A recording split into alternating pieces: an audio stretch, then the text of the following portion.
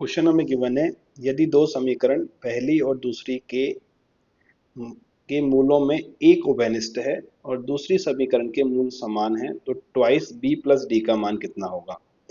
देखो हमको दे रखा है कि एक्स स्क्वायर माइनस सी एक्स प्लस डी बराबर जीरो का एक मूल अगर अल्फा है तो दूसरा मूल बीटा है। ठीक है। और दूसरी समीकरण है एक्स स्क्वायर माइनस ए एक्स प्लस बी बराबर जीरो के दोनों मूल समान है, उभयनिष्ठ मूल अगर अल्फा है तो दूसरा मूल भी अल्फा है। मूल समान का मतलब क्या होता है, डिस्क्रिमिनेंट की वैल्यू जीरो होना। ठीक है।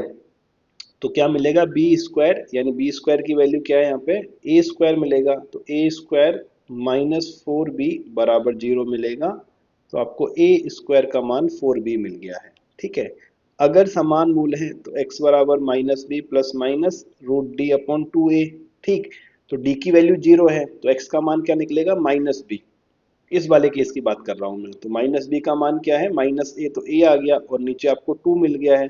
तो जो ये आपका अल्फा है, अल्फा का मान क्या है, ए अपॉन टू के बराबर है, ये भी हम निकाल चुके हैं।